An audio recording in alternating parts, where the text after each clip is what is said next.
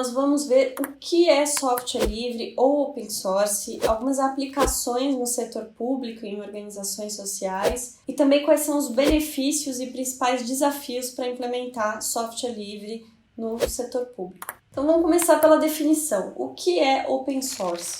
Open source, como o nome já diz, é a fonte aberta, o código fonte aberta. Então a primeira característica é que o código fonte daquele programa, daquela aplicação, aquilo que faz ele funcionar, que aquilo esteja disponível de uma forma aberta. Uma segunda característica é que ele tem que estar livre para uso, cópia, redistribuição. Ele tem que ter uma licença que permita que as pessoas possam fazer isso com aquele código. Em terceiro lugar, tem que ter uma licença também que permite trabalhos derivados, que você pode pegar um programa, customizar para suas necessidades e transformar aquilo em outra coisa. Bom, então software open source é o contrário do que a gente fala de software proprietário, que não tem essas liberdades, que não permite que você faça isso com aquele programa. Mas antes vamos fazer um parênteses aqui. Eu estou falando software livre e open source como sinônimos, mas tem uma diferença aí, vamos ver quais são. Para quem conhece bem esse assunto, para quem gosta desse assunto, sabe que não é exatamente uma questão de palavras, não são sinônimos.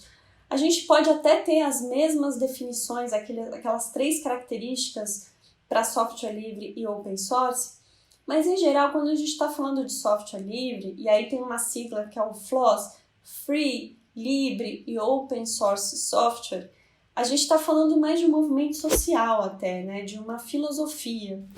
Enquanto que o movimento open source, ou vamos traduzir como código aberto, ele pode ser encarado como uma metodologia de desenvolvimento de software. O software livre ele tem como foco as liberdades dos usuários, enquanto que o open source ele tem como foco desenvolver um software melhor, um programa melhor. Essa discussão, essa definição, eu trouxe de um artigo do Richard Stallman, que é uma referência aí no movimento de software livre, discutindo as diferenças entre open source e software livre. Mas aqui no curso, para simplificar, a gente está falando de código aberto. A gente está falando daquelas 3 características, código aberto, possibilidade de redistribuição, cópia e de programas, trabalhos derivados. E aqui no curso também, quando a gente fala de código aberto, a gente está falando tanto em a possibilidade de você usar código aberto na sua organização, então usar softwares e linguagens abertas, e a gente também está falando de abrir o código daquilo que você faz. São as duas coisas, as duas possibilidades. Bom, a essa altura, talvez você esteja imaginando, quando eu estou falando aqui de software livre, open source, bom, lá vem o pessoal que gosta de usar aquela versão do pacote Office que é menos robusta, ou que tem menos funcionalidades, é muito mais difícil de usar, o Linux, imagina, super difícil de usar. Na verdade, a gente está falando de muitas outras coisas aqui, A gente tem um estereótipo ainda, uma imagem que as pessoas fazem de software livre, mas hoje quem faz desenvolvimento de software sabe que tem uma enorme tendência a usar software livre, inclusive em grandes corporações. Então aí na tela a gente tem alguns exemplos de referências do que a gente está falando quando fala em open source, em código aberto. O Android, por exemplo, é um sistema operacional presente na maioria dos nossos celulares. A gente tem a linguagem de programação Python. Aqui no curso mesmo a gente vai falar de Metabase, Airflow e CKAN, que são 3 programas de código aberto que ajudam a abrir dados em organizações.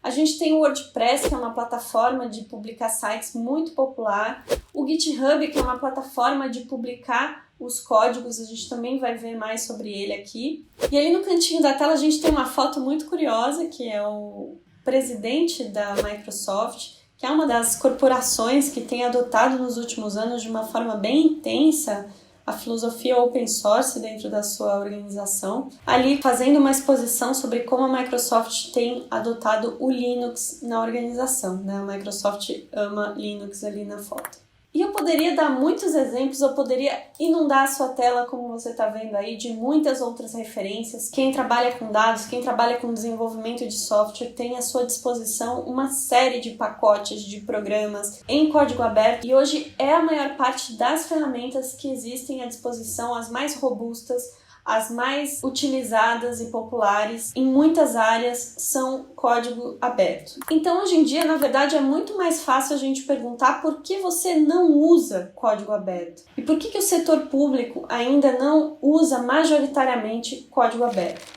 Uma principal vantagem, uma vantagem mais óbvia de usar código aberto na sua organização é a colaboração aberta. A colaboração aberta tem uma definição aí, né, que é um processo por meio do qual colaboradores, sejam voluntários, profissionais, internos, externos, adicionam algum valor a um produto ou serviço existente na sua organização, né, trazendo ideias, conhecimentos. Tem várias formas de colaboração aberta, vamos mencionar algumas aqui. A gente tem o crowdsourcing aí, da palavra em inglês, que é a contribuição coletiva, quando a gente ganha muitos olhos para olhar para um mesmo problema. Então a gente tem a possibilidade, por exemplo, de cidadãos reportarem em um aplicativo sobre os buracos da cidade, né? Com muito mais capacidade do que se tivesse agentes fiscais circulando na cidade inteira. A gente tem as microtarefas, que é quando você ganha muitas mãos para fazer uma mesma coisa. Então, por exemplo, digitalizar notas fiscais, um processo em que as pessoas ajudam a registrar informações de documentos digitalizados. O co-desenvolvimento de soluções, que é quando você chama, por exemplo, cidadãos numa oficina para desenhar planos, políticas. E, por fim, a gente tem a colaboração no código, né, que quando as pessoas ajudam a construir um código, ou melhorar ou aprimorar aquele código, que é o que a gente vai falar aqui. Alguns exemplos de como isso tem acontecido em governos e organizações sociais. Na União Europeia, a gente tem uma campanha chamada Public Money, Public Code, né?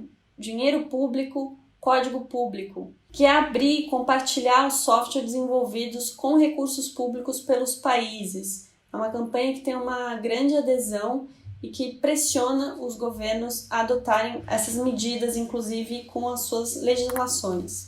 Aqui no Brasil a gente tem um exemplo que é um repositório chamado Software Público Brasileiro, né, que ajuda órgãos a reutilizarem os códigos um dos outros. O BID, o Banco Interamericano de Desenvolvimento, fez um site também para compartilhar casos e códigos de outros países. Então a gente tem aqui vários exemplos, a gente tem um sistema aqui de Buenos Aires construído para monitorar obras que você pode reutilizar e adaptar para a sua realidade. Você tem alguns algoritmos interessantes, análises que foram feitas para identificar edifícios, outros para identificar a discrepância entre o valor dos imóveis e aquele que é cobrado nos impostos. Então tem uma série de soluções encontradas por diferentes países para resolver problemas públicos e que são muito semelhantes entre si, então você pode encontrar soluções para problemas que você também tem em outros países e os códigos ficam disponíveis. Aqui no GitHub a gente tem uma página que é dedicada a reunir todos os repositórios que existem de governos, instituições públicas e organizações sociais. O GitHub é um repositório usado comercialmente e individualmente por programadores do mundo inteiro. Eles fizeram essa curadoria só de repositórios de governo. Então é muito legal explorar. A gente vai vendo aqui a quantidade de países e lugares que tem. Aqui no Brasil, por exemplo, a gente tem ministérios públicos, prefeituras, o governo federal, órgãos da administração federal. Então tem uma enormidade aí de repositórios para você navegar se tiver interesse. Inclusive qualquer pessoa com um e-mail institucional, com @gov, de organizações também, org, você consegue se inscrever ali se você for programador ou tiver interesse em interagir com pessoas de governos de outros lugares, você pode se inscrever ali com o seu e-mail institucional. Então eu proponho um exercício para você fazer depois que vê o vídeo. Navegue um pouco pelos repositórios e comente lá no fórum, lá no nosso fórum, quais são aqueles que você achou mais interessantes. Se você achou alguma coisa que você poderia, que a sua organização poderia utilizar, ou que te chamou a atenção. E aqui tem um exemplo de uma organização da sociedade civil, que é a Open Knowledge, fazendo um programa chamado Querido Diário, que seria impossível de fazer se não fosse a colaboração externa, porque a gente tem a meta, a missão de construir robôs para raspar, que a gente fala, né, para coletar de forma automática as informações de todos os diários oficiais do Brasil, e a gente só consegue fazer isso se a gente tiver muitos braços voluntários. E aqui na imagem você tem um exemplo, né, de uma mobilização da comunidade de voluntários para fazer isso para as capitais. Depois de ter visto todos esses exemplos, vamos ver um pouco sobre os benefícios que você tem ao adotar software livre ou open source no governo ou na sua organização. Bom, a gente falou muito sobre a colaboração, né, de como você ganha mais braços e olhos quando implementa código aberto. Tem também a transparência. A transparência não só é um elemento importante para você fazer uma gestão compartilhada desse código, inclusive dentro da sua própria organização, como também para dar mais transparência do investimento público em tecnologia. Tem um elemento aí muito importante de inovação, porque você consegue trazer mais funcionalidades para um programa que você já tem, ou você consegue experimentar muito mais, porque você pode usar e testar ferramentas de outros órgãos, outros governos, outros lugares, sem um custo adicional, né? Então você pode experimentar mais sem ter que fazer uma licitação primeiro, sem ter que fazer um processo de compra pública. Você pode experimentar com competências internas ou com ajuda externa. E por último, mas não menos importante, a gente tem a interoperabilidade, uma palavra que você vai ouvir muito se você trabalha com tecnologia e se você tem essa preocupação de integrar sistemas. A interoperabilidade é aquilo que permite que os sistemas se comuniquem. E quando você usa software open source, geralmente eles são muito mais propensos a usar padrões abertos. Ele já vem por padrão com essas funcionalidades abertas. Então, isso é importante também para você considerar como um grande benefício para a sua organização. Mas a gente também tem desafios ao atuar com o código aberto. O primeiro desafio é que você precisa, se você quer garantir o sucesso, a sustentabilidade da sua iniciativa, você precisa construir comunidades. Você precisa gerar e evoluir isso de forma colaborativa.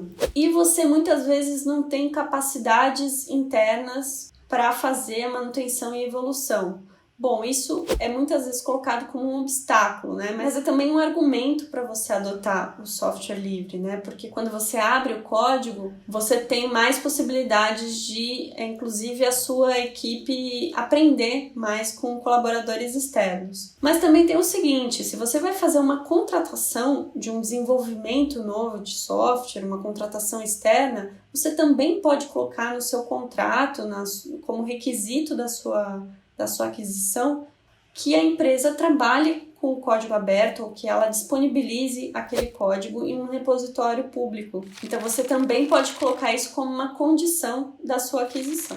Bom, então nessa aula a gente viu quais são as definições de open source e código aberto, a gente viu quais são os benefícios e que o open source consegue ampliar as capacidades da sua organização. A gente também viu sobre a importância de criar uma comunidade em torno desse projeto e sobre as possibilidades que você ganha de experimentar e inovar mais na sua organização. Então agora a gente avança mais na nossa trilha de publicadores de dados e a gente vai passando agora para a fase de planejamento dos processos de gestão e abertura de dados. Bons estudos e até lá!